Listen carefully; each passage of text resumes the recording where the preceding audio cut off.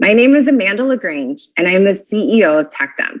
We are thrilled to partner with Minnesota Public Radio for this month's In Focus, highlighting the experiences of people reentering our community after incarceration. As we talk about our community, I want to acknowledge that we are on Indigenous land. Minnesota is the homeland of the Dakota people who have lived here for thousands of years. Indigenous people from other Indigenous nations also reside in Minnesota and have made innumerable contributions to our region. Indigenous people are still here. They're thriving and contributing to our collective futures. On behalf of MPR and TechDump, I would like to thank our In Focus series sponsor, Thomson Reuters, for their generous support. The In Focus series is a part of MPR's commitment to hosting conversations over this year to bring awareness, dialogue, and community solutions to Minnesota's persistent racial disparities. We hope these conversations involving community members, shaped by our curious and engaged audience, will encourage new narratives, new relationships, and serve as a catalyst to help Minnesota communities make progress toward equity and inclusion. While many may know TechDump for our electronics recycling and IT asset disposition services, we are very proud of our paid job training for individuals with experience in the criminal legal system. This conversation kicks off a series inspired by and in memory of a valued member of our team, Russ Bangert, who was killed last year by a drunk driver on his way home from work. Upon his death, our cherished colleague was named in headlines as a convicted killer for a crime committed in 1976 at age 18. Russ served a nearly 40-year sentence and had much remorse. He was a hardworking, exemplary employee. And even at his tragic death, why was he defined by his very worst day? Imagine if you were defined by your very worst day.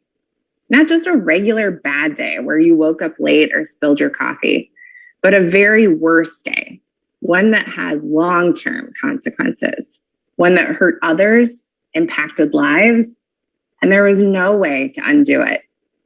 Imagine having to share that very worst day of your life during every job and housing application and more. Our goal is to help all of us to see our shared humanity and gain a better understanding of what our fellow community members face. We welcome your thoughts about this conversation, and if you registered for the event through Zoom, you'll receive a survey from MPR. If you have a question or personal experience you'd like to share during this event, use the Q&A button to submit it. We are also monitoring questions and comments coming in through Facebook. We'll get to as many questions as time allows. And now it is with great enthusiasm that I introduce Angela Davis, who will host today's conversation. Angela is the award-winning Twin Cities news anchor and reporter. She hosts the NPR News 11 a.m. program, focusing on essential issues facing Minnesota and the region. Angela, over to you. Thank you. And thank you to everybody for joining us for this discussion today, for taking time out of your schedule to be with us. I am Angela Davis here at NPR News. And today we are examining what happens to people who have been incarcerated after they are released from prison. What do we know about the challenges faced by Minnesota's formerly incarcerated residents upon reentry into communities? And how can we be a more welcoming state? What role does race play in all of this? We know that Minnesota's recidivism rate has improved over the years, with fewer people being sent back to prison within 3 years of being released. But what happens when they try to find housing or when they go to look for a job? I have 4 guests joining me this hour who can provide a lot of insight, and I want to introduce them to you right now. And to our guests, you can go ahead and turn on all of your cameras right now so we can see your faces. We have with us this hour Nadine Graves. Nadine is a public defender with Hennepin County, and she currently represents parents in child protection civil cases. Hi, Nadine. Hi, thanks for having me.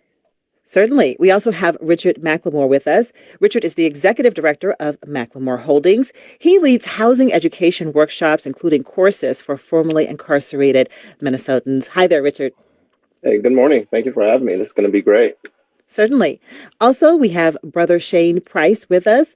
He is the co-founder of the Power of the People Leadership Institute, and Brother Shane directs Power of the People's Replanting program, which supports incarcerated and recently released folks through mentorship and leadership training. Nice to see you, Brother Shane. Good to see you as well. Thank you. And we also have with us today Josh Wilson. Josh is a graduate of Tech Dump's Transitional Workforce Development Program, which provides job training and professional development to formerly incarcerated Minnesotans. He is now a public works employee for the city of Minneapolis. Hi, Josh. Hello, how are you doing this afternoon? I am doing well.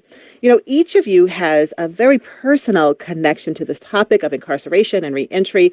So to get us started, I just want to get right at it and talk about the work that you're doing and what is driving your passion behind it.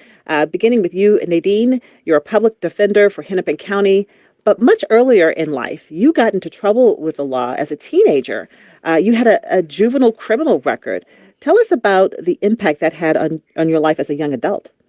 Thank you. That is correct. When I was 17, I did commit a crime. And not beknownst to me, I had someone deliver a package to me. Naively, I accepted the package, turned out to be marijuana.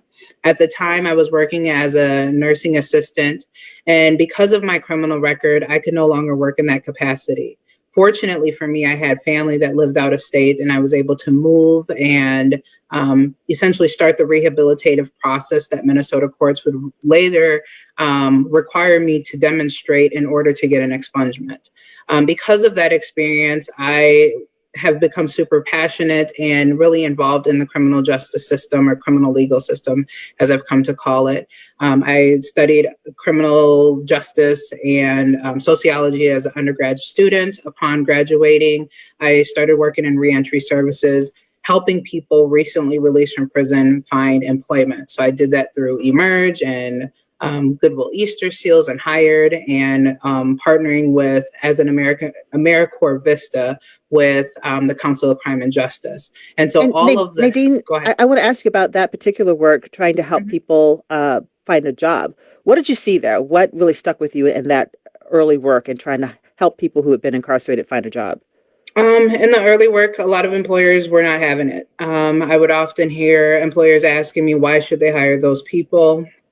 And a lot of doors were closed. And because of that, I felt that I needed to go to law school to be able to change policies on a bigger level, or specifically help people fight cases so that they didn't end up with a criminal record in the first place. And so you wanted to be a public defender? Absolutely. How is that working out? Are you feeling needed in that field? Definitely. We're overworked and underpaid. I was a public defender on a criminal side for about 2.5 years. I absolutely love that work. I was successful in that position and really made a deep impact on my clients. I made sure that I got a lot of favorable outcomes. So taking cases to trial, oftentimes people plead guilty and don't go to trial. So I had quite a bit of trials. I also, in the plea negotiation, I would make sure that I got favorable outcomes for my clients so that people would not have to have a criminal record. So if that means pleading guilty after 6 months or so, 6 months to a year, if they didn't have any same or similar, those records would drop off.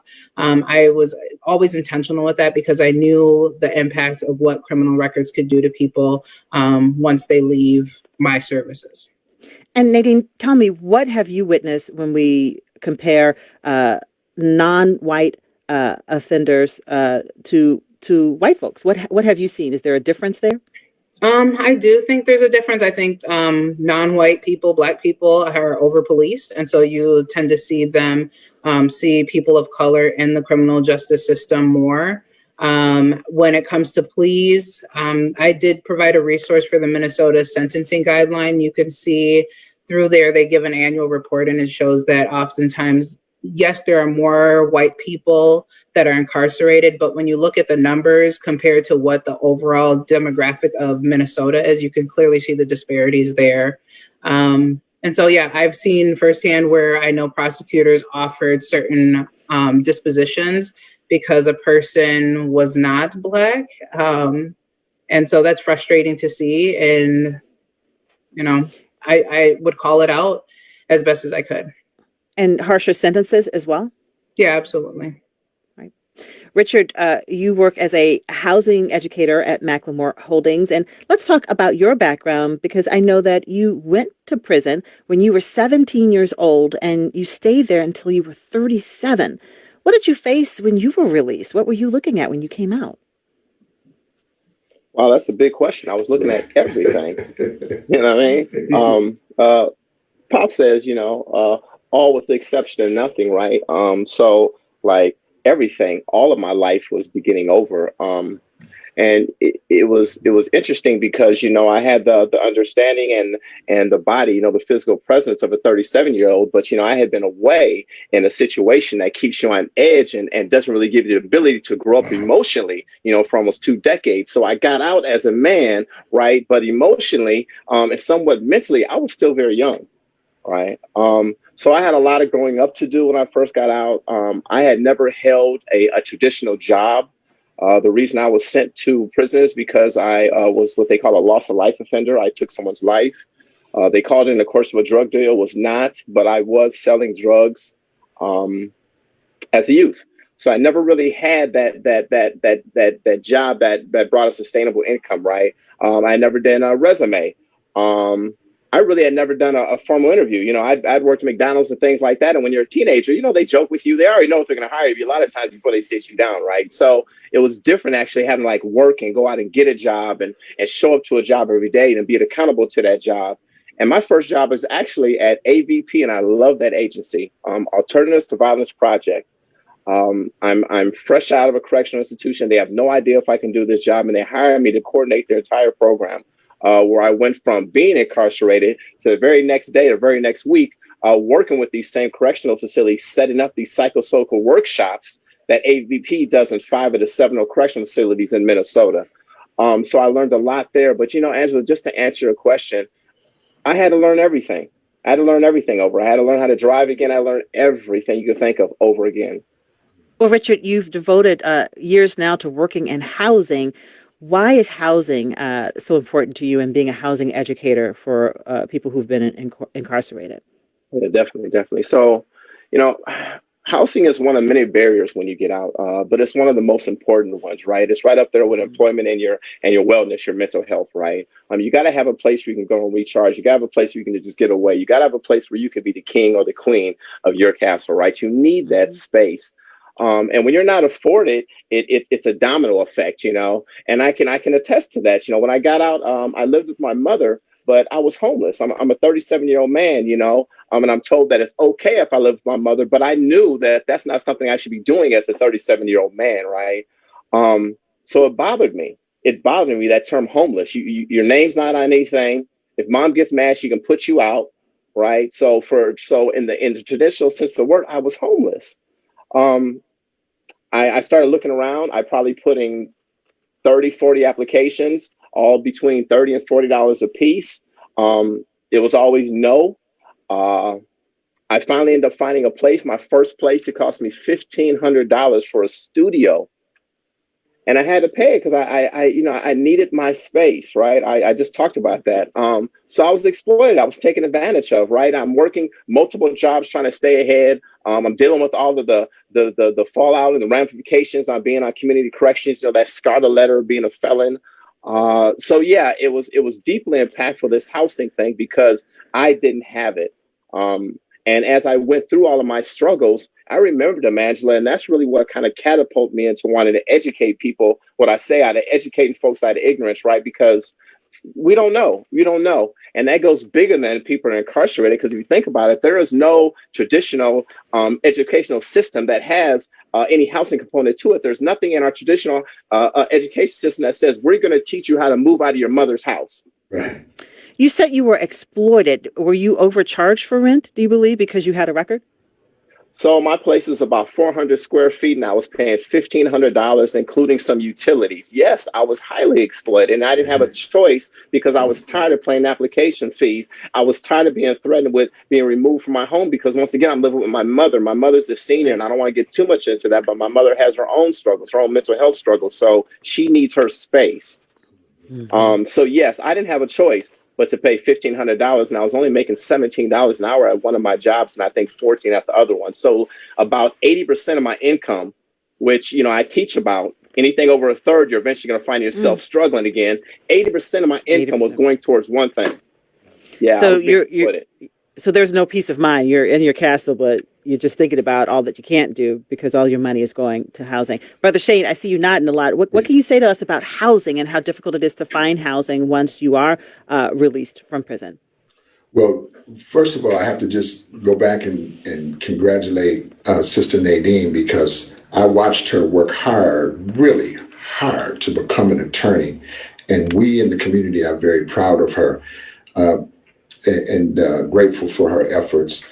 Richard McLemore and I, we met inside of one of the Minnesota State Correctional Facilities, and he is a student still of the Power of People Leadership Institute, which is the institute that I founded with my wife. Part of what we do is specifically we have been going inside of 4 of the 8 Minnesota State Correctional Facilities and providing training there.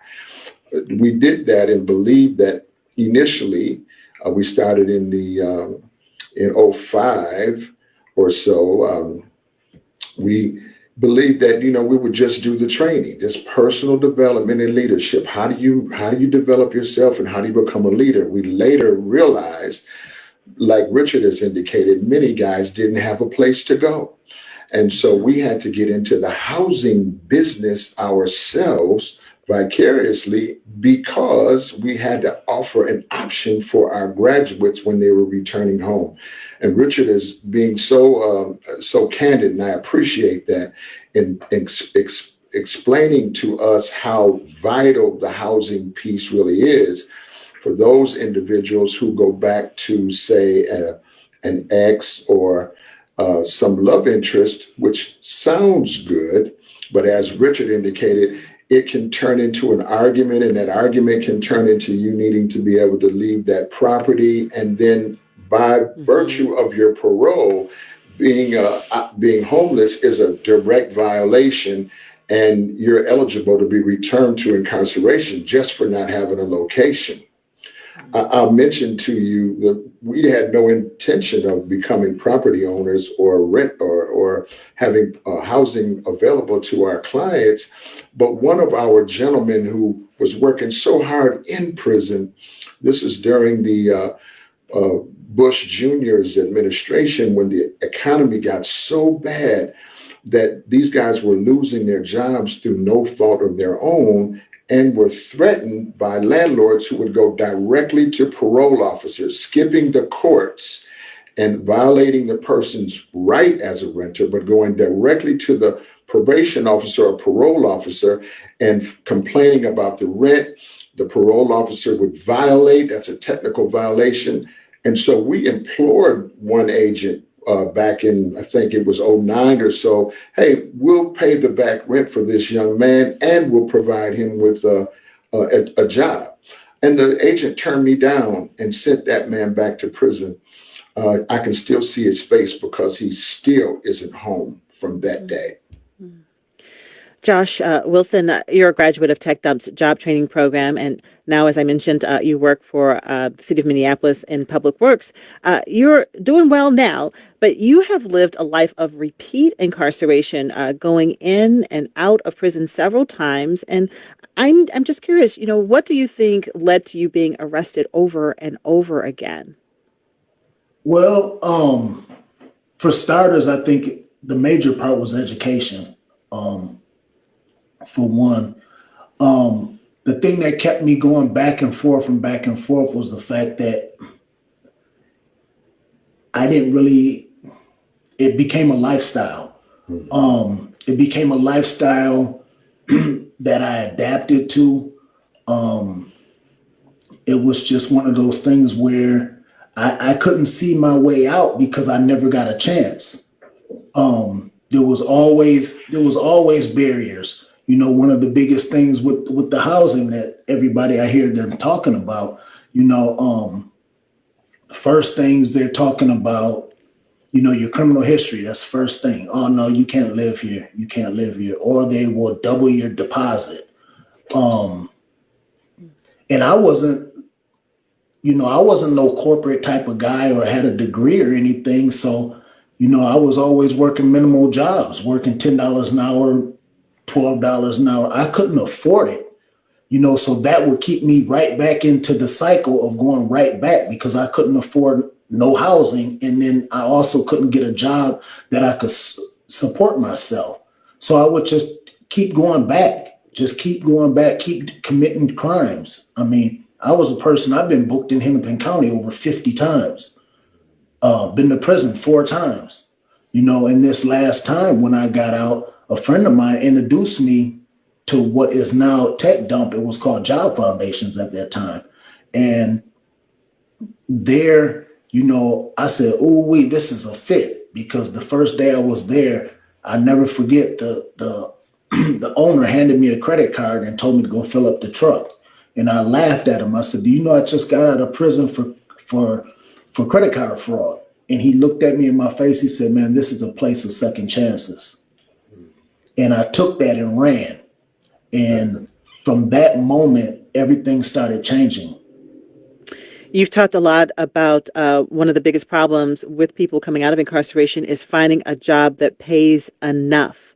You described it not a livable wage, but a doable wage. So tell me more about this, like a job that pays enough that you can, you know, pay rent and that you can, you know, have a life. Okay, well, for example, when I got out of prison in 2010 and I came to Job Foundations, I started working and it was for $10 an hour. I said, I got to do better. You know, I worked hard. They gave me a raise, but I was only being able to pay rent and pay my bills. If I had to go take a vacation or had an emergency and had to fly out of town somewhere, I wasn't able to do it. So there's a fine line between living and existing. And so that's where I was. I was just existing. So that's where the education piece comes in as well. Well, I need to find something that I can do where I can make more money, you know. And so for me, I picked the construction field. I picked, you know, trucking. I picked stuff that my criminal history wouldn't affect. You know, there's a lot of people that don't have that option, you know, but that was the field that I picked. And because I knew that my criminal history was going to stop me everywhere I went. I even tried to go to the MTC. I hadn't been in any trouble, hadn't been incarcerated or anything in 7 years. And they still denied me employment. You know, I paid double rent where I was staying at one time. So I knew that my employment was vital. And so, like I said before, it all kind of starts with your education. But it also starts with a change of heart, too. So what has led to this change in mindset of I need to change, I need to do better, to be better, to have a better life? What happened there with you? Okay, well, you know, the last time that when I said enough was enough, you know, I wanted a change, and I knew when I was in the streets committing crimes, I did it by all means necessary. So I knew that if I wanted to change, I had to be willing and be sold out on it. You know, by any means necessary, this is what I'm gonna do. You know, and a lot of times, you know, there's a lot of people that grow up as kids in that lifestyle. I was fortunate and wasn't in that lifestyle. This thing all started out from when I was a kid, remembering how my mother and father lived. And so when I finally got sober, that was my thing. I just wanted to live like my mother and father did. And that Which was how? Which was how? How were your parents living? Well, I was fortunate. I had a mother and a father in the home. My dad in the 80s was making making over $40,000-$50,000 a year. My mother, she was a hardworking woman, and the thing I love about her the most is the fact that she stressed education, because where she lived in South Carolina and Virginia, she only had a fourth grade education. So she stressed that to me. So that was one of the things that I held on to. And I knew that if I could just get a chance, a second chance, you know, and me go all in on it, you know, things would change, and things changed dramatically. Brother Shane, you're the co-founder of Power of the People Leadership Institute, and many of us have known about your work for many years here in the Twin Cities to ensure that there's a community to support ex-offenders. What have you found as being in one of the biggest challenges to reentry? We talked about housing, we talked about finding jobs that pay enough, and I know you'd like to call this process of reentry replanting. What does that mean? Absolutely. Thank you. Let me just go back a little bit. I'm from Minneapolis here, born and raised. I am a North Sider. And I can remember, my life earlier in the 60s, even the late 50s, where, everybody around me was working. Everybody had a job, and the men were working. And, sometime in the early 60s, this whole notion of AFDC or welfare began to play a role in shaping or disconfiguring the family life of the African American here in Minneapolis, here in Minnesota. AFDC was the program that allowed some mothers to have a supplement for their income, just to help sustain themselves and their families. But one of the conditions of that was that you could have no man in the home. And so, in my day, sometimes the father, Josh, had to hide in the closet when the welfare worker would come to examine the home to make sure that the person could continue to get that benefit from AFDC or welfare. And this slowly, in my mind, caused a crack in what was a strong Black family culture here in Minneapolis. If you go back, you'll know that in the 50s and 60s, Black incarceration rate here was very low. However, when this split in the family began to take hold, it changed the dynamics of who we were growing up.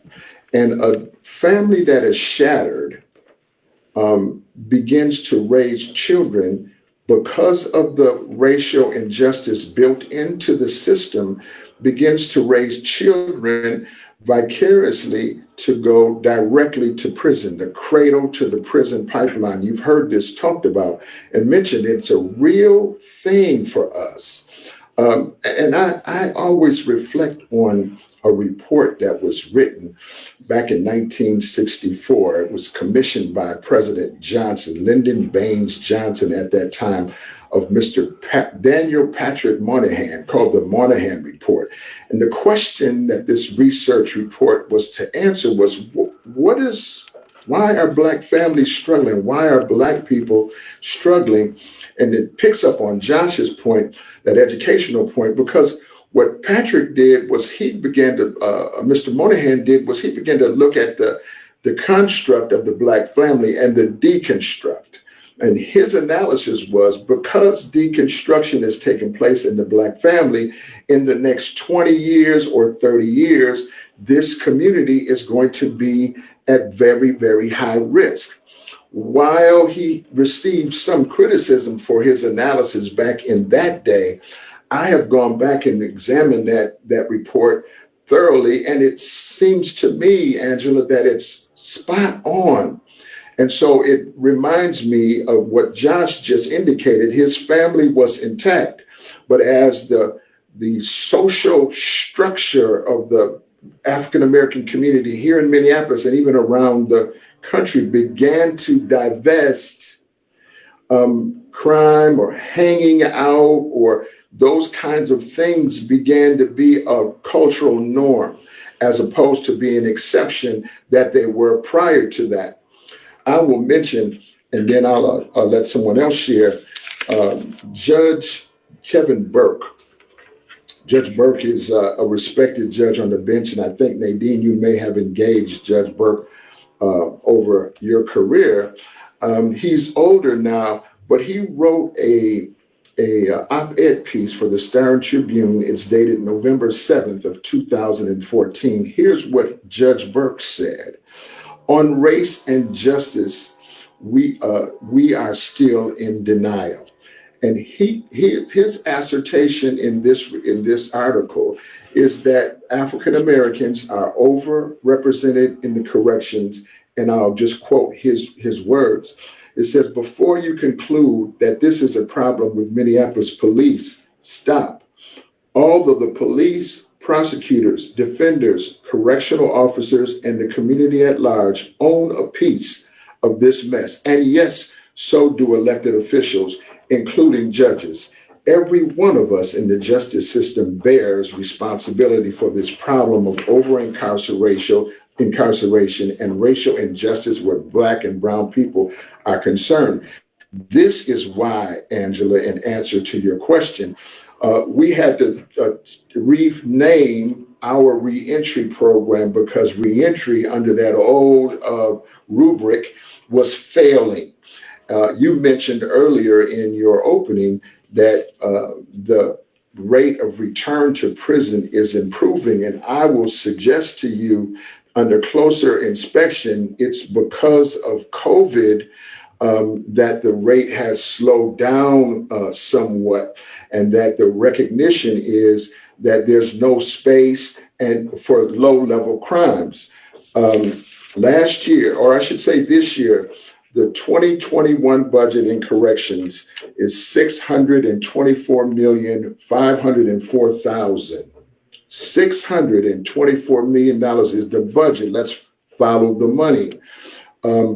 Reentry dollars are $3,045,000, or roughly 5% of the total budget is directed toward reentry services, not for Minneapolis and St. Paul, but for the entire state of Minnesota. Even if you divided that by the 87 counties here in the state of Minnesota and proportioned it out, there would be no way that we could provide realistic supports, as our team has just indicated, that are necessary to turn this thing around.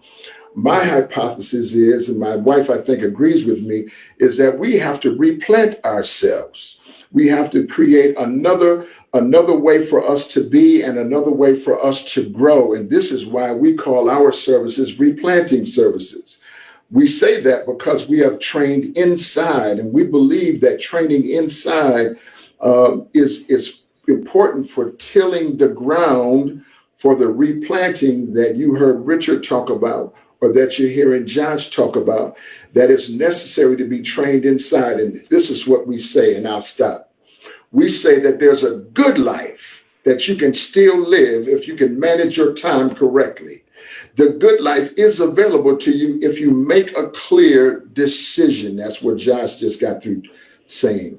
The good life is not just for when you come home, but you can begin to live the good life for yourself while you're incarcerated.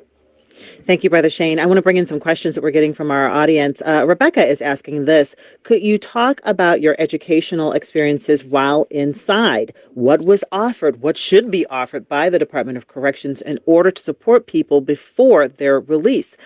Richard, could you share what was shared while you were incarcerated in terms of educational experiences? This is a question Rebecca has. Yes, thank you. Thank you, Rebecca. So when I was incarcerated, when I went to prison, it was 1995, and they were still doing higher education. What they were doing these 1-year contracts where they're just kind of just slowly seeing how this would work with having these relationships with colleges, right? With introducing college professors to folks that were incarcerated, and then the classes being inside of the institutions, right? So those people are actually getting degrees while incarcerated, not just credits, right? It's very important that you get the piece of paper, we know, right? So the program I was in was a higher ed program, and I will say education saved me. It is so important to have educational services while incarcerated, and not just remedial stuff, not just like your GED and some of your technical trades, but some of your higher level thinking stuff. You got to give people the opportunity to think outside the box and be a higher thinker. And if you only teach them how to put a widget with a widget, that's all they can do their whole life. You know what I mean? So you have to teach people how to think independently. So I'm a big proponent of education, and I believe all education. There is no such thing as bad education and incarceration, right? There's just no such thing. So anything you want to do that's going to get a person to a better understanding of themselves and the environment that we want them to return to, that should be inside the correctional facility. And Josh, is there anything you would add to that about the training or educational opportunities while you were incarcerated? Yeah, one of the biggest things the last time when I was incarcerated was financial literacy. It played a major role. And the reason why I'm saying this is because when my credit score changed, my whole life changed. You know, it's one of those things where, like this brother, what Richard was saying, you know, that education piece is so big, but one of the things that I didn't like about what they were doing in the prisons was they was giving you opportunities to get these different degrees that when you came home, your criminal history wasn't letting you get no job. You just had a piece of paper. And so why not give us the opportunity as far as education to get something that when we come home or when they come home, they can get a job in what they studied for. You know, it's almost like what goes on today. Ask the average person that works at a restaurant, the waiter or the waitress, what'd you do before this? Oh, they went to school, and they got degrees, and those degrees are useless. Well, that's the same situation that's going on with a lot of guys. When I was in prison, I met several people had degrees in business management, had degrees in this, had degrees in that, and they couldn't even work in the field that they sat in prison for and studied. Nadine, I have a question for you that's coming from one of our listeners. David is asking this: does Nadine think specific judges and or prosecutors retaliated through sentencing, retaliated towards her clients for her calling out the sentencing disparities between white and non-whites? And so, Nadine, do you think that, publicly, or are you making the case that, there's a difference here in sentencing? Like the sentence is not fair. I don't know if I can say that they specifically retaliated. I know that there's a thing called trial tax. And so if someone was offered a plea deal and they didn't take that plea deal and we took it to trial, let's say they were offering 60 days or something like that. By the time you go to trial, you might be looking at a year because they tax you for, quote unquote, wasting their time when you're exercising your constitutional right to fight your case. So I've seen that happen too often. I saw a video that you did for Hennepin County, and it said that defendants, it said that in 2018, 45.7% of their clients were Black, meaning the Hennepin County Public Defender's Office. 45.7% of their clients were Black. So I'm wondering, these defendants, when they meet you for the first time, when they see that they have a public defender who looks like them, I mean, what's the reaction that you get? They're shocked. Most people do not or have not seen a Black attorney. And so there's a comfortability. When you see someone that looks like you, there's things that can go unstated because you get them. And so they assume that you're from the similar walk, but at the same time, they look at you as you're a part of the system. And you're often called a public pretender. And so that's frustrating, especially if once the client gets to know me, they see how much I am passionate about this and how much I'm a fighter. But I know that that's a perception that, continues to exist in the system regarding public defenders. But overall, my clients are very excited to see someone who looks like them that are fighting for them. Here is another question. This is about mental health. Mary is asking, do you feel that former prisoners can benefit from therapy? Is it essential for getting your life back on track? And I'd I want to answer talk. that. Yeah, what do you think I about that, I Nadine? think everyone could benefit from therapy, but definitely people who are formerly incarcerated. I have a podcast, and on my podcast, anybody who's been formerly incarcerated has told me that they benefited tremendously from having therapy. Essentially, right now, living in COVID times, all of us are dealing with. Are getting a glimpse of what it's like to be incarcerated in some sense, where we're being isolated from our loved ones. You can't move around freely like you want to. And, some people are protesting, they're frustrated, they're mad about just wearing a mask. And so imagine being sent away from your loved ones and for 5 years, 10 years, 20 years, and not being able to be there for milestones, deaths, funerals you can't attend. What that isolation does to you, where you cannot have contact with people, you're being monitored all the time. The trauma that is incurred, that a person incurs when they're incarcerated, absolutely, you need therapy. Brother Shane, what are your thoughts about therapy, seeing a therapist, a counselor, to have someone to talk to about your mental health needs? I agree. I agree. And I think that there are some clients who come home, some individuals who come home where therapy is mandated. And we say that go wholeheartedly. Part of what we run into, though, Nadine and Sister Angela, is that sometimes now in therapy, we run up against the same racism with professionals who are not as willing or are frightened to serve Black or brown individuals in the therapeutic setting. And there's all this built-in suspicion, and that suspicion causes an unhealthy dynamic between the provider and the individual. And so we certainly need more providers of color to step up. And there are some good European providers, don't misunderstand me. But we certainly need others to step up because the mental health piece is a part of our issue collectively as a nation. Josh, you're nodding your head. Mental health, help from therapists or mentors or church or religion. Like what helps? I'm so glad you said that. You just hit the nail right on the head. That was my three biggest things. One was education, two was spirituality, and three was mentorship. That mentor piece, that saved my life. My guys, my mentors, they won't let me go to this day. We're talking about 12 years later.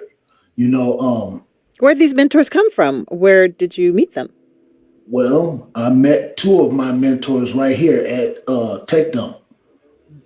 One's name is Tom McCullum. The other one's name is Dupree Logan. This mentorship piece, in the recovery field, they talk about sponsorship. Anybody can be a sponsor, but mentorship is something that's up close, front, and personal. It's someone you trust. It's someone whose lifestyle is healthy, and you're willing to do whatever they say. I tell my friends all the time about mentors. My mentor, if he tell me to go out there and walk down that dotted line, I'm going to do it because I know there's a method to his process. Right. And so that in my spirituality, that changed my life because my spirituality led me to these people. So you have a church family now, so to speak? Yeah. Pastor Johnny Hunter. And what do you and Pastor Hunter talk about, or how has he helped you? He's very intimate. We talk about everything, all the way from the streets of North Minneapolis, all the way up into helping kids. And he has a thing that I hold on to. I heard him say, "You can't beat God in giving." And what that term means is help somebody else, give back. you know, and so I picked up on that, and that's one of the things I do now, because, you know, one of my things in my criminal past was my drug use. So I haven't even smoked a cigarette in over 12 years.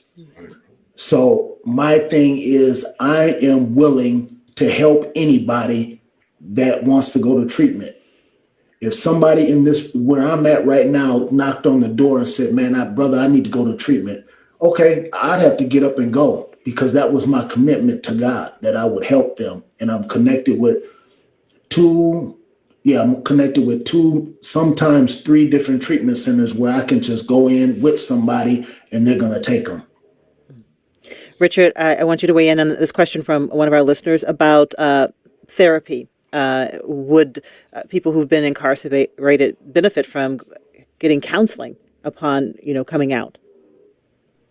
Definitely.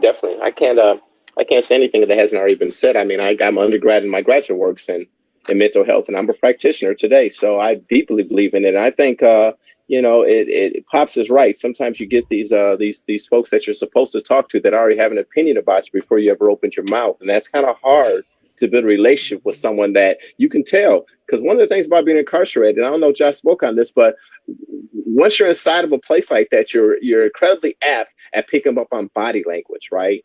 You're always on in prison. You always have to know what's going on. So when you get out here, you can really dissect people's body language. So I agree with everything that's been said. I think you should have someone to talk to. It should be a professional, but if it's not, talk to somebody. Just don't keep that stuff bottled up, because eventually it's going to erupt and you don't know which way it's going to go. And that's how you get sent back to prison. And that's why we have some recidivist rates that we have here in Minnesota. So just talk to somebody. I have a question from Casey. Casey wants to know, what can employers do to create more inclusion for people who have been formerly incarcerated? And another question that someone who, when they registered, they wrote this: what employment opportunities realistically are out there? How can we create more employment opportunities? Richard, while I have you there, what can an employer do to help someone to be more successful? So glad you called on me, because I was about to jump in and say, hey, can I answer this question? Because I'm trying. That's why, thank you. That's why I work for myself right now, right? That's how Macklemore Holdings got started, right? Because one of the things that employers can do is they can stop playing with our pay. Just because I was in prison doesn't mean that I should make less than the person next to me. Just because I was in prison don't mean I should make less than the people that's been here less time than me, or sometimes more time than me, but I'm doing more work. I'm doing better work, right? A lot of times when you're incarcerated, people want to feel good about giving you a job. It's okay to give you a job, but I should be sustainable wage. I should be paid like everyone else. And you can see in a lot of these operations, I work for a lot of nonprofits. I probably worked close to 15. I saw this a lot, where I was not paid like my coworkers. There was people that was below me that would make comparable wages to me. So if you ask me, does that feel like further punishment? No, it feels like them.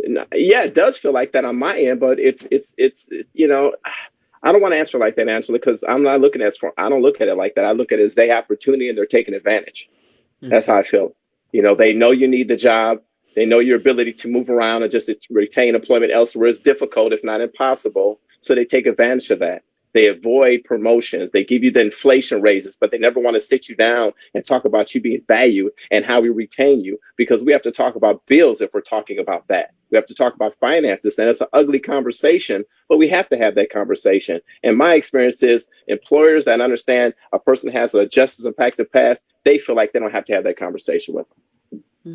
Brother Shane, I think to add to Richard's comment, what we can use are employment partnerships like Tech Dump, but in other areas where you're reaching out to organizations like ours. We've been mentoring for years, and so when we make a referral, we're making a quality referral, right? To this day, Tech Dump has maybe 10% of our Power People graduates are part of their employment staff right now. And so that partnership piece is needed in order to bridge the gap. We understand that employers have some uncomfortable discomfort, but in that discomfort, there are ways for partnership to bridge that gap and allow individuals to acclimate themselves inside of those organizations and to prosper on par with the regular employee, as Richard just indicated. We really value that. So reach out to us. Josh, any thoughts on what employers can do to create a more inclusive environment for people who have been incarcerated? I think Brother Shane hit it right on the head. Um, you know, some, to me, some employers really need to think about, somebody gave them a chance as well. Somebody gave them an opportunity. That's pretty much all I really have to say. I think Shane said it best, and Richard. Mm-hmm. And Nadine, before I move on, in your experience, what are you hearing about workplace environments and what people who have been incarcerated have said about, what the environment is like for them once they do have a job? Well, for most of my clients that I've represented, they do not work because it's just hard to find jobs because they're have criminal records. People that I am connected with, they work at All Square, and so All Square is a great organization that has been employing people with that are formerly incarcerated. What is it called again? What is it called again? All Square. Okay. Yep. And so I think if a lot of organizations even follow models like that believe in second chances, I think we would do a lot better. We have come a long way. I know back when I was doing employment related work, employers didn't even want their names listed on any documents that said felony friendly.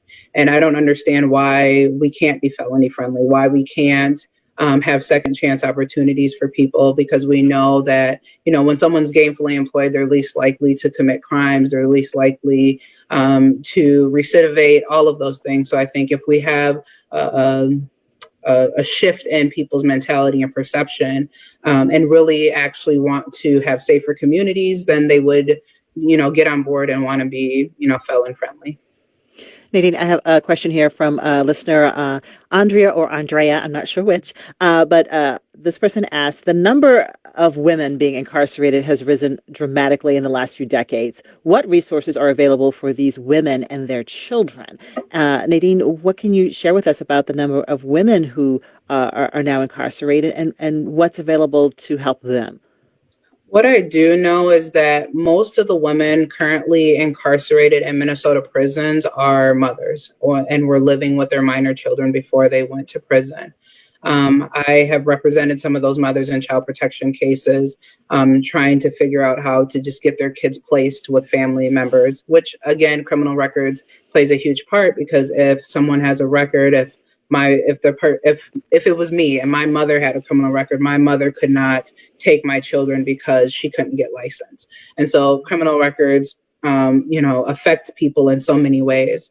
But currently, right now, there are 3 bills that are of interest right now to help families and mothers and children. And so family impacted statements, allowing people when it's time for sentencing to have their family members come and be able to give statements regarding that.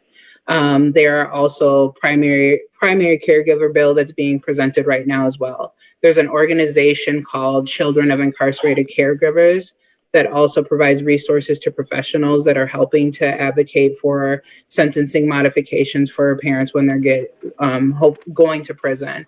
But the opportunities are slim. It's still, hard on children of incarcerated parents. When parents come out and want to even volunteer with their children's schools, they can't do it because of criminal records. And so there's continued collateral consequences that are affecting, parents and their children. And those collateral consequences, I need to add, are a part of the prerequisite for the cradle to the prison pipeline. Oh, yeah. And then the cycle continues. Collateral consequences. Right.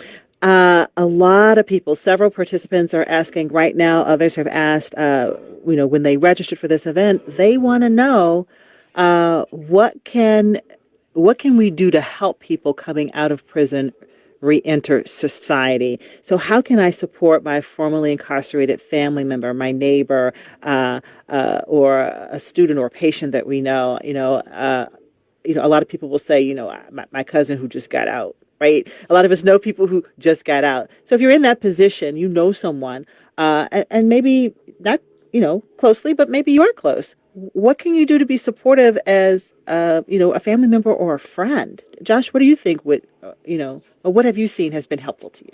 Well, ask them a couple questions. Do you got a plan?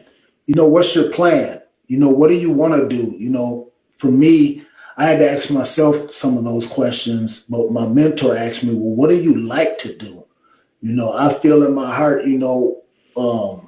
since I've been out since 2010, I don't even believe I worked a whole day. I mean, not a whole day, but a whole year in the last 12 years. And the reason why I'm saying this is because everything that I've done, I've loved to do. So, it's not work, it's something I love to do. Even, I work for the city of Minneapolis right now today. I love getting up in the morning. I love going to work. I love working with the people who I work with. I love driving the vehicles. I love, being constructive. So I found something that I love to do. So to me, it's not even work anymore. Congratulations, brother. And I would just say, Sister Angela, to that question, certainly we here at Power of People, Personal Development and Leadership Institute can be helpful in giving advice or direction for individuals who are just coming home from prison, both male and female. You can contact us by looking up our phone number and or our website. Richard, in your experience, what's helpful? If you're a family member, a friend, neighbor, coworker, what does community support look like? I mean, we talked in the introduction, how can we be a more welcoming state? What do we do? I think we take inclusion seriously. When people reenter society, a lot of times it's kind of like a celebration, a short-term celebration. It's like celebrating a birthday or something like that, and within a week or within a month, people forget, your birthday was last month. Why are we still talking about, and you need that sustainable support, right? So if we're going to talk about bringing people back into our community and truly supporting them, we got to lift them up for as long as it takes to get that person where they need to be. And lifting up, what does that mean? Could it be a phone call? Could it be just inviting? Thank you. Inviting. What does that mean? It can be the smallest thing, like a text. It could be the biggest thing where you go and pick that individual up and you take them around and you support them. And sometimes it could be just let them see your walk. Remember, when people are incarcerated, they don't know what's going on out here outside of watching TV. TV is the biggest pacifier in prisons. So when you get out, you need that experiential learning. The greatest thing that I know Pops does for some is he gets involved. That's what I love about the Power of People Leadership Institute, along with a lot of these other programs. But what Pops does, what Shane Price does, is he gets involved in his clients, in his young men's, in our lives. And you have to be inclusive. You have to be active. It's a verb to get people to a better place. So maybe even finding a nonprofit or an agency to do some volunteer work with. Yes. Definitely. Definitely. When when you do something for no financial gain, you get a different type of benefit from it. You definitely do. And it's a lot deeper than just, a paycheck. And also, I would just add to that when you volunteer or put resources toward helping an ex-offender, normally you're touching 5 other people's lives at the same time. And if you want to have a maximum impact, helping an ex-offender, male or female, you're also pulling the plug on that devastation for others in their family down the line. And Nadine, I just want to ask you about that. And also, I should mention, we talked about the recidivism rate has gotten better in the last 3 years. And I believe currently here in Minnesota, it's at about 27%. But it was much higher a decade ago. And a lot of the progress that's been made has been because of reentry programs that are really prioritizing mentorship and rehabilitation. But and from where you have sat, Nadine, as a community member, what can we do to be more welcoming, to be helpful, and not part of the problem? I agree with everything that everyone has already said as far as just being supportive, being a listening ear. You hear the problems the struggles that people have upon reentering. So housing. So if you have property, you're a landlord, provide housing for people. If you're an employer, provide job opportunities for people. We Are All Criminals is an organization that I'm a board chair of. And in that organization, we are constantly having conversations about changing the perception of what it is to be considered a criminal. I think what is that group called again? We Are All Criminals? We Are. That is correct. Right, okay. And the notion is that 1 in 4 people have a criminal record, but we argue that 4 out of 4 have a criminal past. All of us have done something that we have gotten away with. And so when you recognize that, you're very slow to pass judgment on other people when you recognize or recall things that you have had the luxury to forget. There are other organizations like a good friend of mine, Kevin Reese. He has an organization called Until We Are All Free. And in that organization, he seeks to help raise capital and provide resources for people as soon as they get out of prison. Because as Richard mentioned earlier, because employers are, not doing right by people, there's a push for entrepreneurship. And I think this is the time and the season and the era for people to be able to do so, especially those who are formerly incarcerated. I'm trying to think of something else. I had another resource that I wanted to share, but those would be my support those organizations definitely as they are trying to meet the needs of people who are recently released from prison. And Nadine, remind us again the name of your podcast, because I don't think I said that or you told us the name of your podcast. It's called The Waiting Room. All right. Our time is up as we've had this conversation about incarceration and inclusion and what the path to reentry, replanting looks like. And I want to acknowledge our guests again. We've been talking with Nadine Graves, who's a public defender for Hennepin County, Richard McLemore, the executive director of McLemore Holdings, Brother Shane Price, the co-founder of the Power of the People Leadership Institute, as well as Josh Wilson, a graduate of Tech Dump's job training program and now a public works employee for the city of Minneapolis.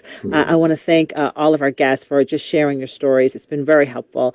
And we appreciate your time. To our audience as well, thank you for your interest and having a better understanding of what it's like to be incarcerated and to then continue on with your life. If you want to continue this conversation after the event, you can join in our new In Focus Facebook group, and there's a link in the chat.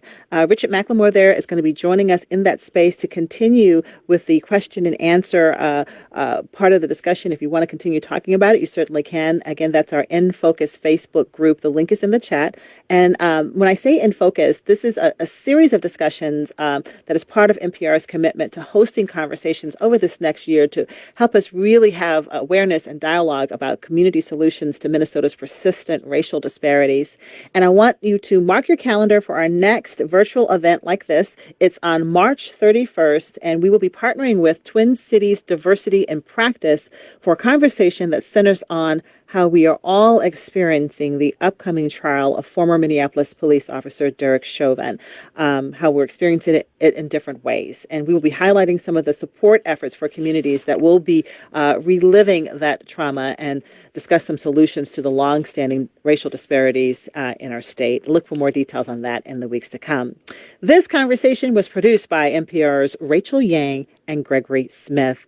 Thank you for joining us and have a great day, everyone. Be safe. Thank you. Thank you.